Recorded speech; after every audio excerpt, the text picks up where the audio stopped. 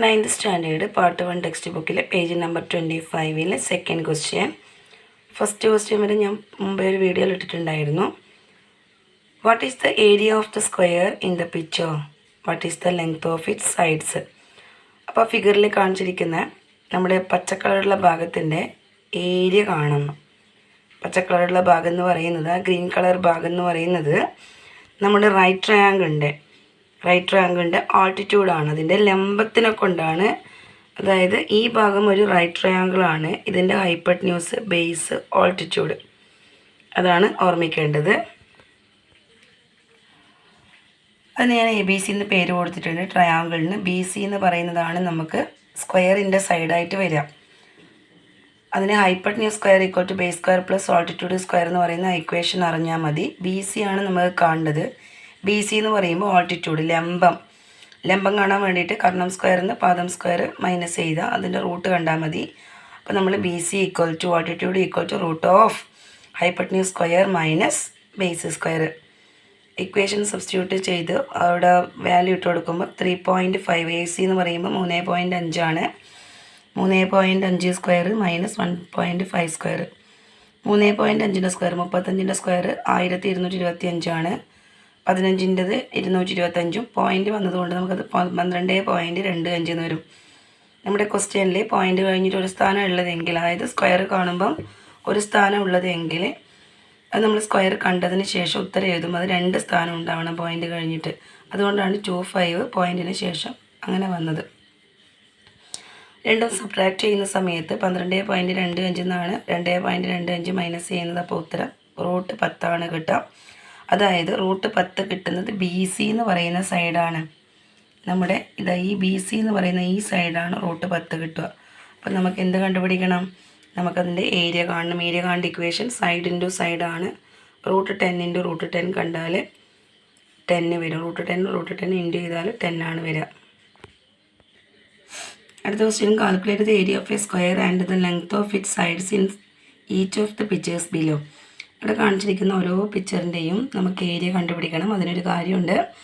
എല്ലാം ഒരേ ടൈപ്പ് ഫിഗറാണ്. ഓരോന്നിലും നിങ്ങൾ നോക്കിയാൽ ഓരോരോ ട്രയാങ്കിൾ വീതം കൂടിക്കൊണ്ടിരിക്കുന്നു. ഇവിടെ ഇപ്പം 1, 2 ഉണ്ട്. ഇവിടെ ഇപ്പോൾ 1, 2, 3 ട്രയാങ്കിൾ.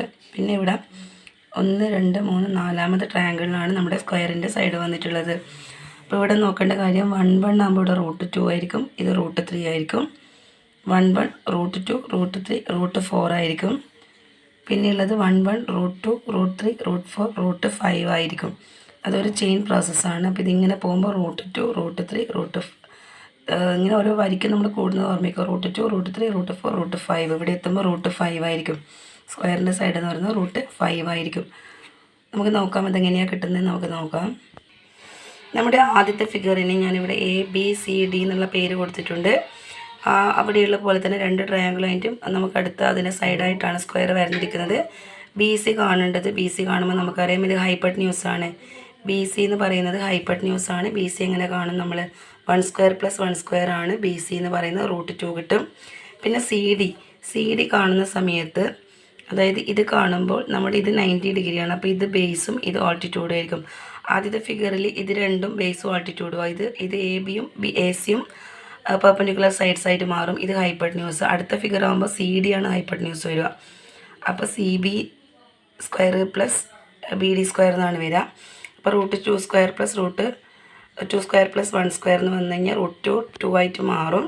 അങ്ങനെ 2 + 1 എന്ന് പറയുമ്പോൾ റൂട്ട് 3 ആകും. ഇവിടെ റൂട്ട് 2 ആണ് ആ സൈഡ് എന്ന് പറയുന്നത്. BC എന്ന് പറയുന്നത് റൂട്ട് 2 ആണ്. അപ്പോൾ റൂട്ട് 2ൻ്റെ സ്ക്വയർ എന്ന് പറയുമ്പോൾ വെറും 2 ആവും. 2 + 1 = റൂട്ട് 3. അപ്പോൾ CD എന്ന് പറയുന്നത് റൂട്ട് 3 കിട്ടിയപ്പോൾ CD റൂട്ട് 3 ആണ്. അപ്പോൾ നമ്മുടെ സമചതുരത്തിൻ്റെ ഈ സ്ക്വയറിൻ്റെ സൈഡ് എന്ന് പറയുന്നത് എന്താണ്? റൂട്ട് 3 ആണ് കിട്ടുക. അപ്പോൾ area of square equal to side into side എന്ന് പറയുമ്പോൾ റൂട്ട് 3 ഇൻറ്റു റൂട്ട് 3 എന്ന് പറയുമ്പോൾ 3 കിട്ടും. അതേപോലെ തന്നെയാണ് അടുത്ത ഫിഗറിലും ഇതേ പ്രോസസ്സ് തന്നെയാണ് അവിടെയും ചെയ്യുക. നമ്മളിപ്പോൾ CD കണ്ടില്ലേ റൂട്ട് 3 വരെ. അവിടെ CD നമ്മൾ റൂട്ട് 3 വരെ കണ്ടിട്ട് നമ്മൾ CEയും കൂടി കാണണം.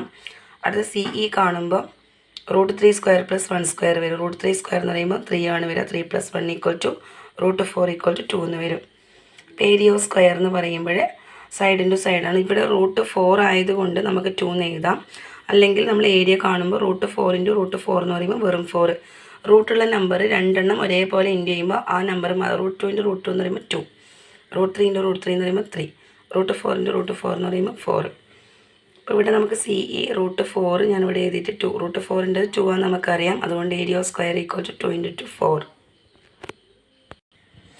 അതിൻ്റെ അടുത്ത ഫിഗറിൽ 4 ട്രയാങ്കിളും 4ാമത്തെ സൈഡ് ആകുമ്പോഴത്തേക്കാണ് അവിടെ സ്ക്വയർ വരയുന്നത്. അപ്പോൾ ഇതേ പ്രോസസ്സ് തന്നെയാണ് അവിടെയും ചെയ്യുന്നത്. BC CD CE അതിൻ്റെ കൂടെ ഒരു CFും കൂടെ വേണം. അപ്പോൾ CF കാണുന്ന സമയത്ത് നമ്മൾ √4 ഇവിടെ എടുക്കാം. √4² + 1². അപ്പോൾ √4 + 1 = √5 വരും. അപ്പോൾ നിങ്ങൾക്ക് മനസ്സിലായി AB എന്ന് പറയുന്നത് ഈ 2 സൈഡ് 1 ആണെങ്കിൽ BC √2 ആയിരിക്കും, CD √3 ആയിരിക്കും, CE √4 ആയിരിക്കും, CF √5 ആയിരിക്കും. അതങ്ങനെ കൂടുതലായിട്ട് അങ്ങനെ മാറുകയും ചെയ്യാം. Side of square equal to √5, area equal to √5 × √5 = 5 cm². Find 3 fractions greater than √2 and less than √3. അതായത് √2-നെക്കാളും വലുതും √3-നെക്കാളും ചെറുതുമായ ഫ്രാക്ഷൻസ് കണ്ടെത്താനാണ് പറയുന്നത്. ഫ്രാക്ഷൻസ് ഭിന്നസംഖ്യകൾ കണ്ടെത്താൻ. ഇവിടെ √2 √3 എഴുതിയിട്ടുണ്ട്. √2ൻ്റെ വാല്യൂ എന്ന് പറയുന്നത് 1.41 ആണ്. √3ൻ്റെ വാല്യൂ 1.73 ആണ്.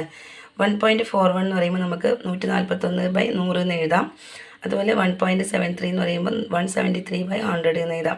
അപ്പം നമുക്കറിയാം സെയിം ഡിനോമിനേറ്റർ ഉണ്ടാകുന്ന സമയത്ത് ഇവിടെ 141/100 ആണ്. അപ്പോൾ 142/100, 143/100, 144/100, അങ്ങനെ 145/146/100, 147, 148, 149 അങ്ങനെ എഴുതിയിട്ട് 172/100 വരെ നമുക്ക് ഫ്രാക്ഷൻസ് എഴുതാൻ പറ്റും. ഇവിടെ നമ്മൾ 142/100 എന്നുള്ളത് വേണ്ടിക്ക് നമുക്ക് ചെറുതാക്കിയിട്ട് 71/50 എന്ന് എഴുതാം. ഇത് നമുക്ക് ചെറുതാക്കാൻ പറ്റില്ല. ഇവിടെ 72/50 എന്ന് എഴുതാം. പിന്നെ 36/25 എന്ന് എഴുതാം. അങ്ങനെ നമുക്ക് ഷോർട്ടാക്കിയിട്ട് കൊണ്ടുവരാൻ വേണമെങ്കിൽ, അല്ലെങ്കിൽ ഇതേപോലെ നോക്കി ചെയ്താലും മതി. അപ്പോൾ എന്ത് മാത്രമേ നമ്മൾ ചെയ്തിട്ടുള്ളൂ, 1.41 എന്ന് പറയുന്ന ഫ്രാക്ഷൻ ഒരു പോയിൻ്റ് കഴിഞ്ഞിട്ട് 2 നമ്പറാണ് ഉള്ളത്. അതുകൊണ്ട് /100 എന്ന് ഇടുന്നു. പോയിൻ്റ് കഴിഞ്ഞിട്ട് 2 നമ്പർ എപ്പോഴാണ് വരിക, നമ്മൾ 100 കൊണ്ട് ഡിവൈഡ് ചെയ്യുമ്പോഴാണ്. ഇപ്പോൾ 100 കൊണ്ട് ഡിവൈഡ് ചെയ്യുന്നത് ഏതിൽ ഇവിടെയാണ് 1 പോയിൻ്റ് എന്നാണ് പോയിൻ്റ് വരിക. അപ്പോൾ അതുകൊണ്ട് നമുക്ക് 100 വെച്ചിട്ട് എഴുതാം. അതുപോലെ 1.73 173/100 എന്ന് എഴുതാം. അപ്പോൾ 2 ഡിനോമിനേറ്ററും സെയിം ആയതുകൊണ്ട് നമുക്ക് എന്ത് ചെയ്യാം, 141/100നും 173/100നും ഇടയിലുള്ള സംഖ്യകൾ എഴുതിയാൽ മതി.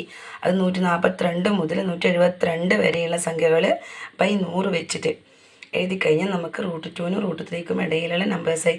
നമ്മളോട് ക്വസ്റ്റ്യനിലാകെ 3 നമ്പർ മാത്രമേ എഴുതാൻ പറഞ്ഞിട്ടുള്ളൂ. ഫൈൻഡ് 3 ഫ്രാക്ഷൻസ് ഗ്രേറ്റർ ദാൻ എന്നാണ് പറഞ്ഞിട്ടുള്ളത്. 3 ഫ്രാക്ഷനാണ് എഴുതാൻ പറഞ്ഞിട്ടുള്ളൂ. പക്ഷെ നമുക്ക് ഈ ഒരു സ്റ്റെപ്പിൽ ചെയ്ത് കഴിഞ്ഞാൽ നമുക്ക് ഒരുപാട് നമ്പേഴ്സ് കിട്ടും. 142 മുതൽ 172/100 ഇത്രയും നമ്പേഴ്സ് നമുക്ക് കിട്ടും. ഓക്കെ, നിങ്ങൾക്ക് ക്ലാസ് ഇഷ്ടമായെങ്കിൽ ലൈക്ക് ചെയ്യുക, ഷെയർ ചെയ്യുക. Okay, by.